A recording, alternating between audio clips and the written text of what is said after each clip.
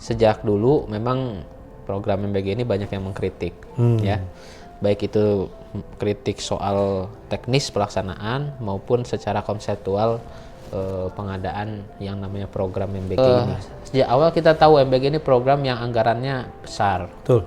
bahkan terbesar anggarannya dalam sejarah Indonesia. Jadi sistem negara itu sangat berpengaruh sekali terhadap ya yang kita bahas sekarang, lahirnya budaya korupsi. Lalu harus sadar juga bahwa ada kerusakan sistem di sana. Jangan-jangan nanti ketika sudah berganti wajah masih tetap kejadian hal yang sama. Tentu tidak kita harapkan. Tapi seandainya memang benar-benar terjadi demikian, berarti seharusnya yang membuat program itu sadar bahwa kerusakan itu terletak pada sistemnya, bukan.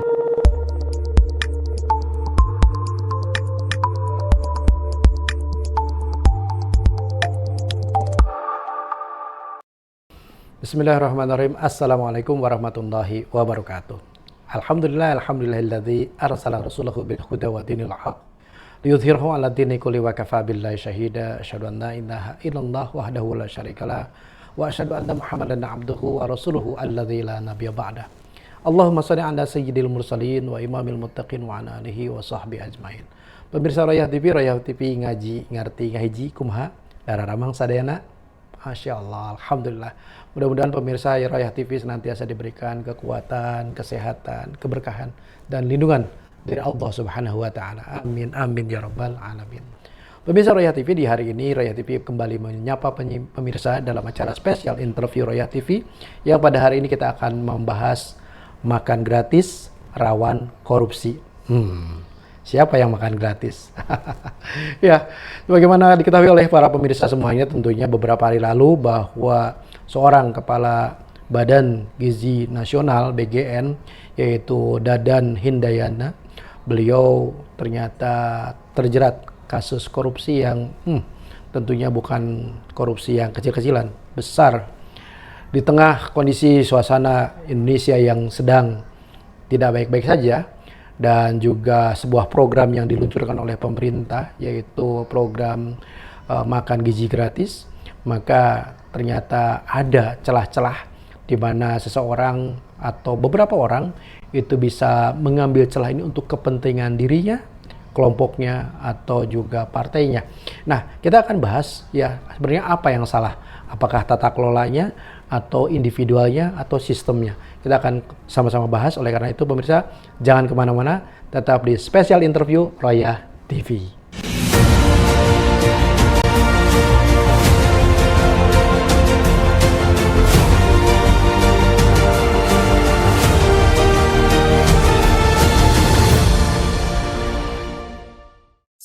Baik, pemirsa Royah TV ngaji ngarti ngaji, jangan lupa like, comment, and share. Masih di acara spesial interview Royah TV, yang mana pada hari ini kita sedang membahas tentang makan gratis rawan korupsi. Bersama siapa? Bersama dengan Bang Afif Solahuddin, seorang pengacara dan juga aktivis dari Lembaga Pelita Umat LBH, Lembaga Pelita Umat. Baik, Assalamualaikum Ustaz. Waalaikumsalam warahmatullahi wabarakatuh. Sehat? Sehat. Alhamdulillah. Hatur nuhun sudah bisa hadir. Alhamdulillah. Di tengah kondisi ya, ya semakin sakit. Semakin sakit. Bukan masyarakatnya doang. Tapi ya, pemimpinnya juga. Kondisi negerinya. Kondisi negerinya. Ya, kondisi negerinya semakin sakit. Masya Allah. Kalau masyarakat kan ada BPJS. Kalau negara sakit yang jamin siapa? Siapa yang jamin? Nggak ada. Iya. Baik, Bang Afif. Ya, sebagai seorang lawyer tentunya tahu betul ya, ini ada persoalan hukum yang luar biasa. Luar biasa. Di tengah program yang sedang diangkat-angkat oleh pemerintah, ya, sedang diagung-agungkan oleh pemerintah, ya, tapi ternyata ada celah di situ. Ada celah di mana dimanfaatkan oleh segelintir orang, dan ternyata ya kita bisa lihat sendiri, ya. Ternyata langsung kepalanya. Gimana nih Bang? Kok bisa terjadi kayak gini Bang? Ya, sebenarnya pertama, kalau saya pribadi ini mengucapkan apresiasi tindakan kejaksaan yang mengambil keputusan cukup bijak bahwa mungkin setiap kasus itu ada kepalanya. Setiap masalah itu pasti ada komandonya. Yeah. Yang langsung ditangkap kan kemarin mantan, disebut mantan karena sudah dilakukan pencopotan secara apa ya? Mungkin kaget gitu ya, terkaget-kaget ya. Karena ketika pencopotan itu diumumkan, sebelumnya saat itu Pak Presiden masih membersamai Pak Kepala BGN saat itu, gitu. Lalu kemudian diumumkan terkait dengan pencopotan karena masalah manajerial, tidak amanah, SOP dan sebagainya. Itu juga sebenarnya kenapa ya tidak diungkapkan kalau sebenarnya sedang ada masalah hukum. Karena memang dari tanggal 29 kalau tidak salah itu memang sudah ada surat yang dikeluarkan kejaksaan terkait penangkapan penahanan 3 orang tersebut. Jadi makanya disebut mendadak, setelah pencopotan langsung penangkapan dan penahanan. Secara SOP kejaksaan itu sebenarnya sudah ada suratnya beberapa hari sebelumnya. Gitu. Hanya saja kalau dihitung dari setelah pencopotan memang cukup mendadak, sehingga itu jadi berita heboh. Itu hebohnya karena setelah pencopotan langsung penangkapan, dan yang lebih heboh lagi ketika kejaksaan menyampaikan bahwa yang menjadi akibat dari kasus korupsinya itu mencapai miliaran rupiah per hari. Per harinya? Iya, Oh, itu yang disampaikan kan. Berarti potensi kasus ini sangat besar sekali. Ya, sangat besar sekali dan mungkin bisa masuk klasemen korupsi terbesar di Indonesia ini. Sekarang sedang berlomba-lomba kayaknya. Bukan prestasi ya, teman. Bingung juga ya. Apa yang disebutnya? Ya begitulah. Ya begitu ya. Jadi kenapa kok bisa seperti itu? Apakah tidak adanya pengawasan ataukah memang apa ini? Kok bisa terjadi seperti itu? Apa karena persoalan prosedur saja atau gimana, Pak? Jadi gini, sejak dulu memang program MBG ini banyak yang mengkritik, ya, baik itu kritik soal teknis pelaksanaan maupun secara konseptual pengadaan yang namanya program MBG ini.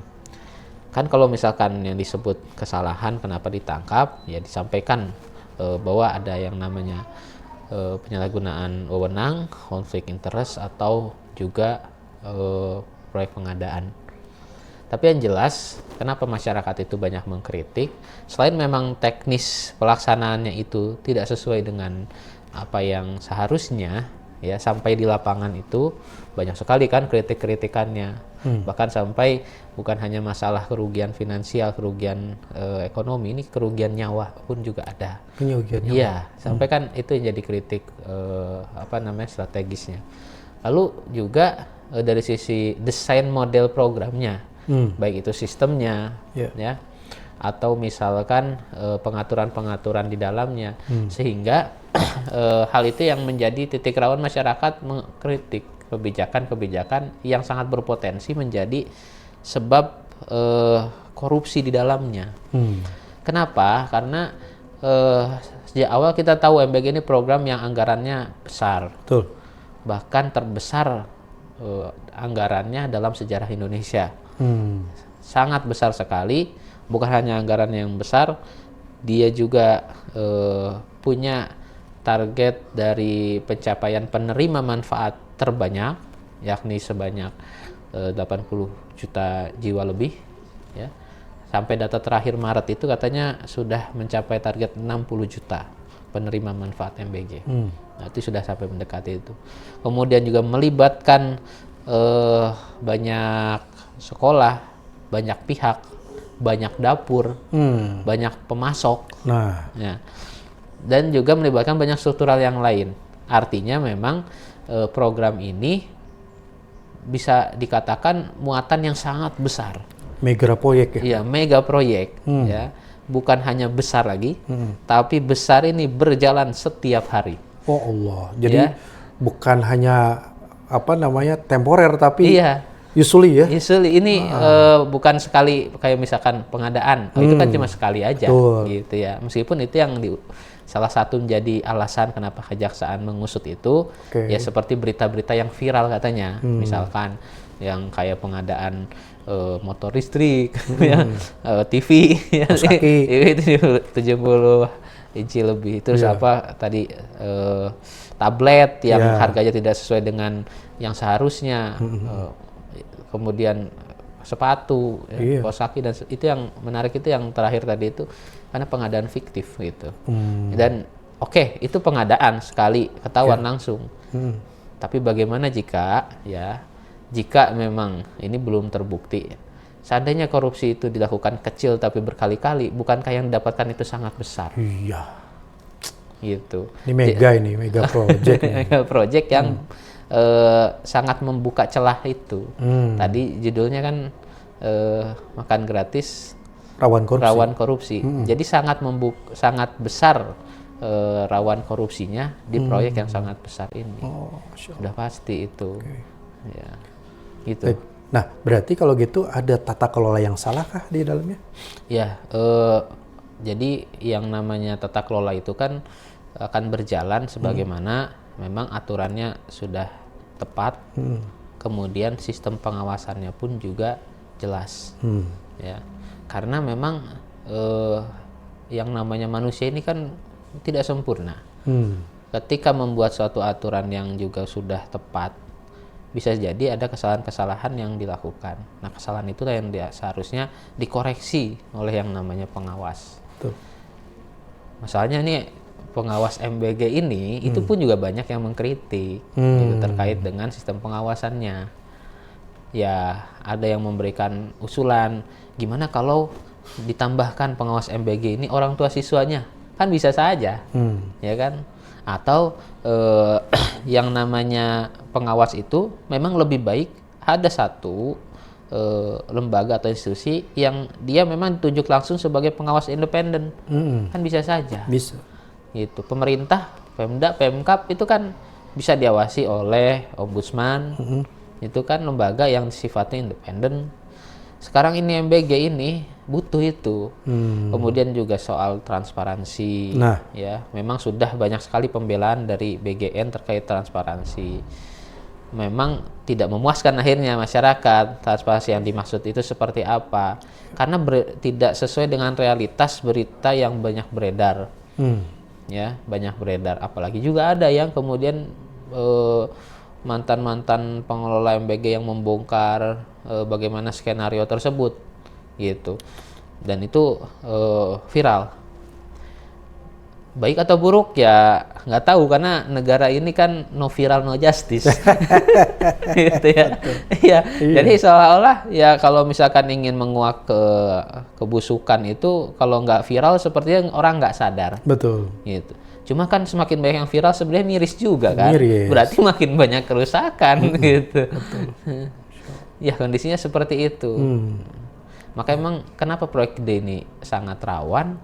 Ya karena tadi itu. Kadang gini, keuntungan dari korupsi itu nggak harus didapatkan dari persenan yang besar, tapi sekali ambil. Bisa jadi ambil persenan yang kecil tapi berkali-kali. Setiap hari. Ngeri. Gitu. Itu contoh aja ya, contoh bahwa bisa jadi loh korupsi itu terjadi demikian. Ini bukan mengaitkan dengan MBG gitu. Tapi kan kalau kecil dikit-dikit dan keterusan jadi besar. Betul. Misalkan contoh ada proyek misal ngambil 500 perak. 500 perak. Kecil kan? Kayaknya 500 perak mah nggak berpengaruh itu. Tapi kalau dikalikan 80 juta. Iya. Itu 500 perak aja dikalikan 80 juta itu bisa dapat 40 miliar. Tiap hari lagi. Aduh, kalau tiap hari lebih parah lagi gitu kan. Kacau ya. Baik, Tad. Tadi menarik tentang ini, tentang tadi sistem yang dibuat oleh manusia, tapi manusia tetap bisa mengakali dan keluar dari itu. Artinya bahwa ternyata memang apakah ini menjadi suatu karakter atau memang kelemahan dari manusia itu sendiri ketika membuat sistem? Iya, karena memang sistem ini dia yang melahirkan hubungan antara budaya dan hukum. Ya, kalau kita mau loncat nih ke pembahasan kenapa korupsi di Indonesia ini sudah sangat mengakar. Nah, iya. Itu kan banyak sekali teori yang beredar, termasuk juga para ahli bingung juga pengen menyelesaikan masalah ini. Karena memang hal itu bisa jadi berlaku juga di kehidupan sehari-harinya yang disebut dengan korupsi kecil. Ya. Pungli itu kan korupsi sebenarnya. Betul. Hanya saja mungkin dilakukannya tidak oleh pegawai negara atau memang dilakukannya sebagai bentuk imbalan.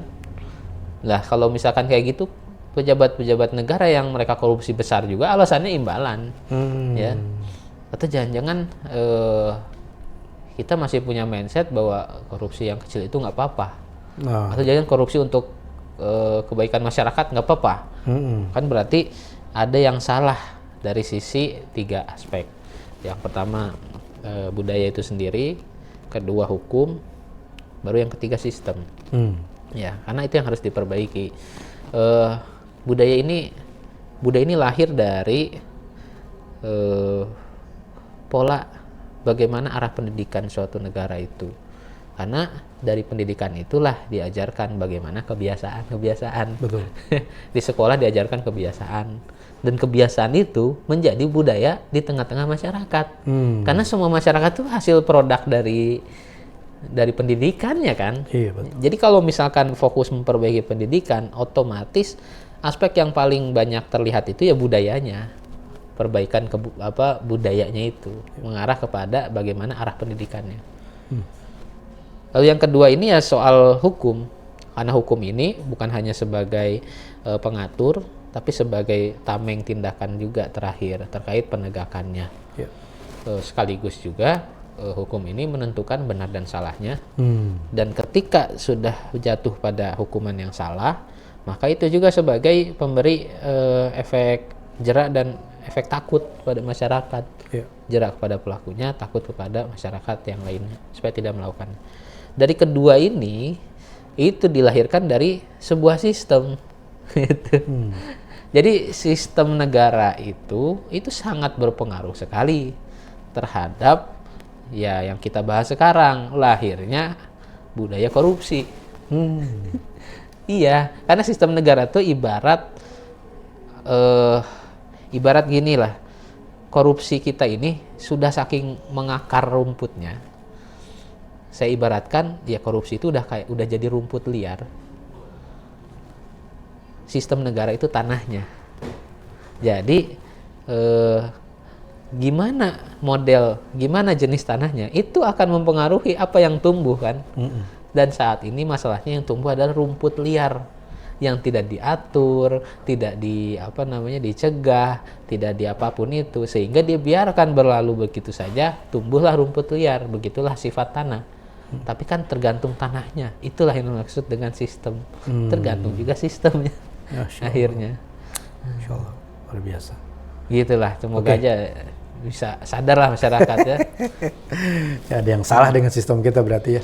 Ya, itu juga mungkin banyak kritikan terhadap MBG. Jangan sampai penangkapan mantan kepala BGN 3 orang tersebut itu dijadikan sebagai pertunjukan politik saja, gitu. Iya betul. Jangan sampai karena kita tidak bisa berpikir polos ya. Polos memahami bagaimana berita disajikan. Pasti ada saja gitu pengaruh politiknya. Betul. Siap. Baik, terima kasih Bang Afif. Baik pemirsa Royah TV, apa yang disampaikan oleh Bang Afif luar biasa ya, membuat kita semakin tercerahkan bahwa ada sesuatu di negeri ini, ada yang tidak baik-baik saja di negeri ini dan berujung kepada persoalan sistem. Ketika sistem itu tidak baik, maka akan melahirkan berbagai masalah yang domino dan ini tentunya kita rasakan sampai hari ini. Seperti apa sih sistem yang baik untuk sebuah negara dan bagaimana pencegahan korupsinya? Kita akan lanjutkan setelah yang satu itu. Oleh karena itu, pemirsa jangan kemana-mana, tetap di Special Interview Royah TV.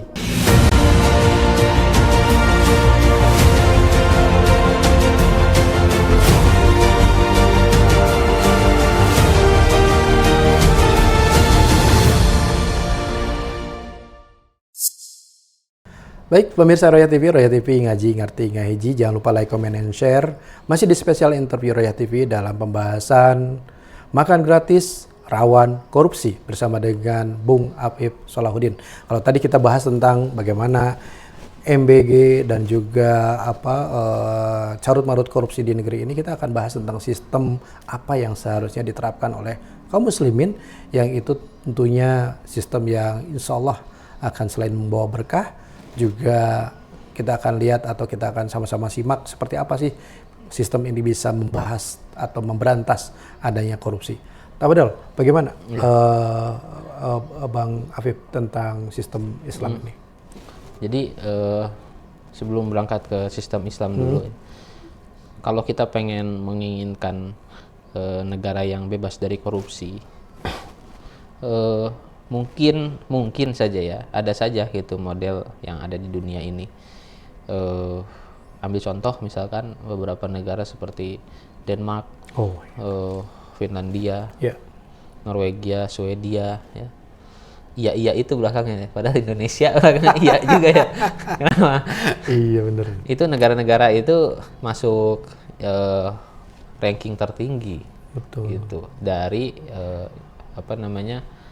corruption perception versi Transparency International. Indonesia mungkin masuk ya terbesar, tapi dari bawah kayaknya. Harus dicek lagi datanya. Miris memang. Kalau dilihat kenapa negara-negara tersebut itu bisa sangat terjaga dari korupsi. Urutan kelima itu Singapura. Singapura itu masih masuk tetangga kita ya padahal ya. Betul. Dari negara yang bahkan tidak memiliki apa-apa sampai bisa menjaga. Ternyata yang saya pelajari itu kenapa negara-negara tersebut itu bisa masuk ke urutan tadi bebas korupsi. Pertama, negara itu punya karakter kesejahteraan sosial yang tinggi, sehingga kenapa rawan ya karena kebutuhan dasarnya itu dipenuhi. Kebutuhan dasarnya dipenuhi di negara tersebut, masuk rumah sakit ketika berobat gratis, pendidikan gratis gitu loh. Jadi sangat minim ya terkait dengan tindakan-tindakan untuk mencari celah kejahatan itu. Kemudian yang kedua, mereka itu punya karakter birokrasi yang profesional. Ada negara yang punya budaya suap kan kalau mau masuk gitu. Ya, negara apalah itu ya. Kalau mau masuk ya noha ya. Ketika bahkan termasuk juga ketika pengen jadi PNS. Gitu. Artinya ketika birokrasi itu sudah profesional sistemnya, maka otomatis yang menjadi pengelola negaranya pun juga profesional. Betul. Seenggaknya definisi terkait dengan korupsi berkaitan dengan aparatur negara itu bisa terhindari. Sekalipun memang korupsi tidak hanya dilakukan oleh aparatur negara, tapi memang itulah tanggung jawab sebagai aparatur negara untuk mengelola negara karena amanah masyarakat kan.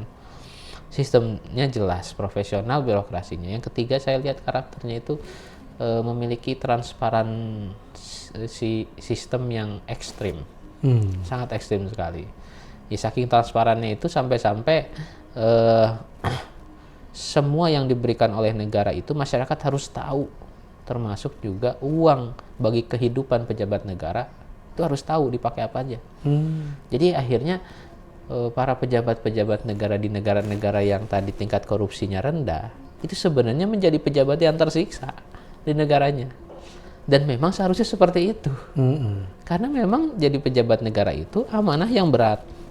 Amanah yang berat harus harus dipenuhi, sekaligus ada harapan yang besar juga bagi masyarakat untuk mengurus masyarakat, sehingga tidak muncul yang namanya karakter ingin mengelabui ya.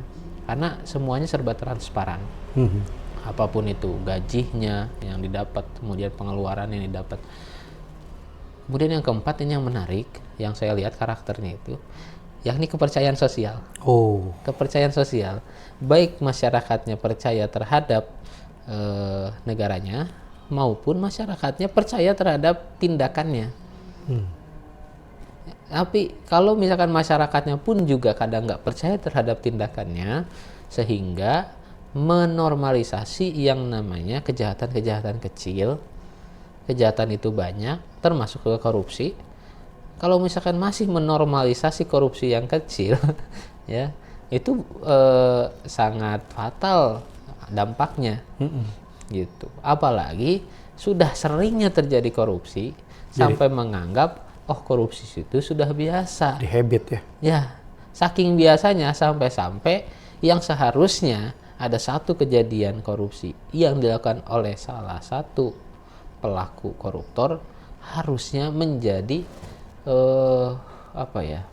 menjadi citra buruk bagi koruptor tersebut. Jadi aib ya harusnya. Aib. Ini mah malah Biasa. bangga. Dengan melakukan korupsi. Malah tambah viral, tambah itu yang jadi persepsi kepercayaan masyarakatnya itu sudah rusak. Kalau dicerminkan terhadap kondisi Indonesia ya, wah udah jauh dari ini kan, jauh dari ini. Wajar saja nggak masuk ke 10 besar, ya wajar saja gitu loh kalau bahas dari 4 poin yang saya lihat itu. Betul. Islam bagaimana? Ya, Islam tentu saja sebenarnya memandang bahwa yang namanya korupsi itu sebuah kejahatan, kejahatan yang harus memang ditindak. Ditindak oleh siapa? Ditindak oleh hukum. Hukum siapa? Hukum yang disahkan oleh negara, yang juga memang kalau dalam Islam tentu sistem hukumnya berada dalam sistem negara Islam. Ya kalau sistem negara Islam, ya balik lagi nanti acuannya bagaimana pengaturan khalifah mengatur seputar hukuman terhadap koruptor. Itu jika Islam memandang yang jelas, tapi saya lihat juga bahwa bukan hanya dari sisi sistem, tapi juga dari perspektif seorang muslim terhadap kasus korupsi. Karena tadi yang saya katakan bahwa yang namanya korupsi itu dilakukan oleh pihak yang atau orang yang mereka merasa tidak takut untuk melakukan korupsi. Nah, iya betul. Kenapa tidak takut? Ya satu saja yang ditakuti koruptor ketika diawasi kan. Gitu. Kalau tidak diawasi ya nggak masalah. Itulah kelemahan manusia. Karena tidak ada manusia yang sempurna, sekalipun manusia itu menjadi pengawas bagi manusia yang lain. Ya kan? Sehingga butuh ada pengawas yang maha sempurna. Itu pengawas yang maha sempurna itu yakni kalau seorang muslim sudah pasti posisi tersebut hanya Allah Subhanahu wa taala. Itulah mengapa koruptor itu pasti sudah ada cacat dalam akidahnya. Sudah pasti itu. Koruptor itu cacat dalam akidahnya. Kenapa? Karena akidah itu mengajarkan yang namanya keimanan. Iman itu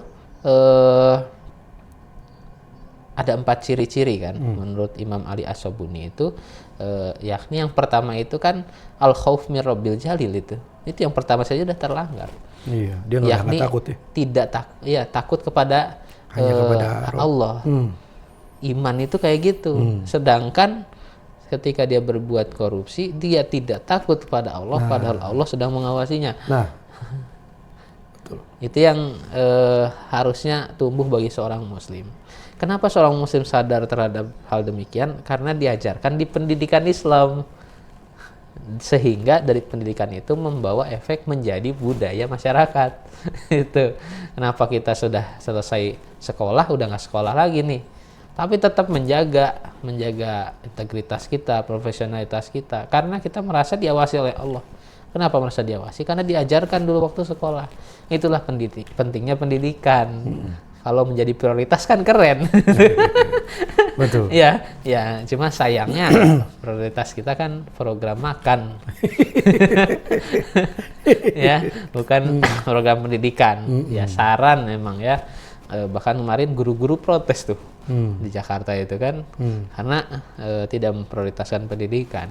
Padahal dampak positifnya itu sangat luar biasa ketika suatu negara memprioritaskan pendidikan. Kayak tadi, karena akan melahirkan budaya positif. Betul. Budaya positif itu kalau ditumbuhkan dengan hukum yang adil, itu akan melahirkan sistem juga yang bagus. Ya, buktinya Finlandia yang disebut sebagai negara dengan pendidikan terbaik, masuk juga kan tingkat korupsi terendah. Ya, hanya saja tadi kadang sistem itu juga mempengaruhi dari budaya dan hukumnya. Oleh karena itulah Islam itu luar biasanya tidak hanya mengajarkan budaya, tidak hanya memberikan pedoman hukum, rupanya juga menjelaskan bagaimana sistem. Lengkap sudah itu ya solusi Islam itu. Oleh karena itu kita belajar dari kasus ini, ya semoga saja kita ini semakin sadar pentingnya pendidikan Islam, agar dari situ lahir budaya anti korupsinya. Kemudian juga sadar bahwa penegakan hukum ini juga salah satu yang menjadi benteng. Kalau tidak disebut benteng terakhir, terus tiba-tiba orang nggak percaya hukum, repot juga nih. Repot, mana-mana nanti orang berbuat kriminal. Lalu harus sadar juga bahwa ada kerusakan sistem di sana. Jangan-jangan nanti ketika sudah berganti wajah, masih tetap kejadian hal yang sama. Tentu tidak kita harapkan.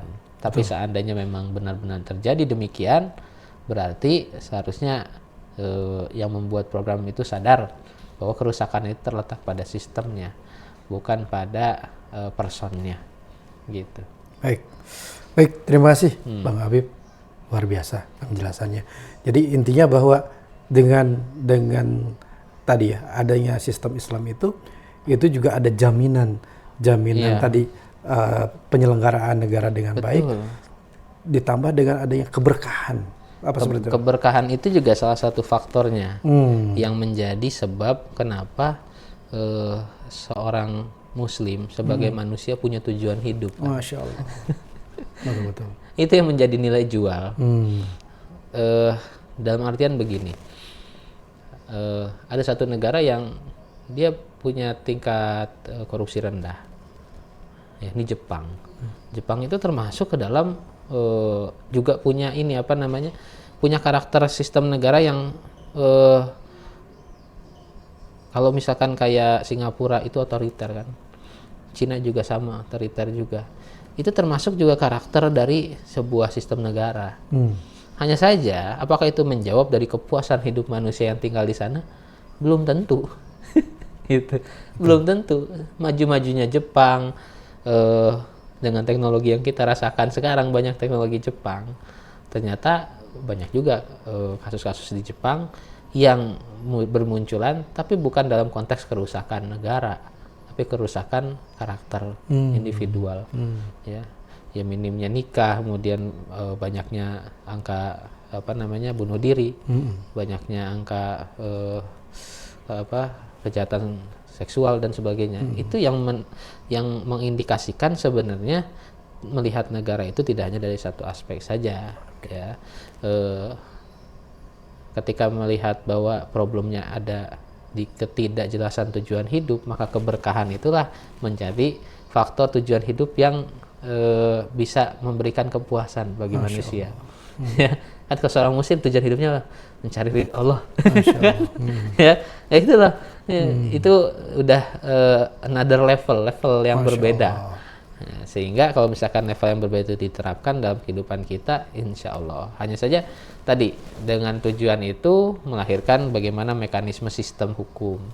Ya, hukum Islam itu menegaskan terkait dengan pencurian, potong tangan, sangat bisa dikonotasikan bagi seorang koruptor juga mencuri. Coba kalau yang ketangkap tadi voting aja gitu hukumannya gimana ke masyarakat ya? Kayaknya silakan itu ya kejaksaan itu. Kita mau andai saja nih ya, berandai-andai.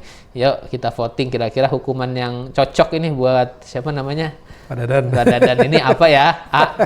Hukuman mati gitu ya. B. Hukuman penjara seumur hidup.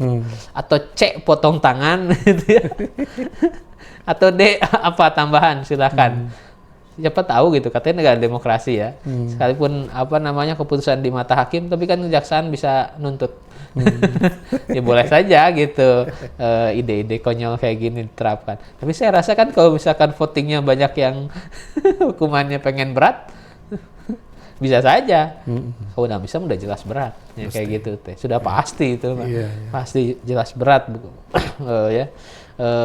Yang jelas memang itu dampak gitu. Sistem hukum pasti dampak juga dari sistem negara. Masya Allah. Sistem negara dampak juga dari cara pandang manusia terhadap kehidupan. Oke. Baik, terima kasih Bang Afif Ya. Salahuddin. Pemirsa, apa yang tadi disampaikan oleh Bang Afif di akhir pembahasan kita luar biasa, pemirsa. Ya, membuat kita semakin terbuka, tercerahkan. Ya, boleh jadi tadi menurut Bang Afif, sistem yang dibuat oleh manusia itu bisa melahirkan budaya korupsi yang minim, tetapi tadi keberkahan juga tidak tercapai. Kenapa? Karena hanya Islamlah yang memberikan keberkahan, terutama kepada kita sebagai seorang Muslim. Maka keberkahan adalah mardotillah atau ridha dari Allah Subhanahu Wa Taala. Apa ridhonya Allah? Yaitu dengan menjalankan semua perintahnya dan menjauhi semua larangannya. Itulah ridho dari Allah Subhanahu Wa Taala. Pemirsa, saya Ponsen Sindu Prawito bersama dengan kerabat kerja Royah TV mohon undur diri. Insya Allah kita akan sama-sama membahas lagi pembahasan yang lain di lain kesempatan. Oleh karena itu, saya ucapkan terima kasih Bang Afif. Ya. Mudah-mudahan menjadi amal soleh dan juga keberkahan buat Bang Afif sekeluarga. Pemirsa, kita sama-sama tutup dengan doa kifaratul majelis. Subhanakallahumma bihamdika asyhadu an la ilaha illa anta astaghfiruka wa atubu ilaik. Bila taufiq wa hidayah, wassalamualaikum warahmatullahi wabarakatuh.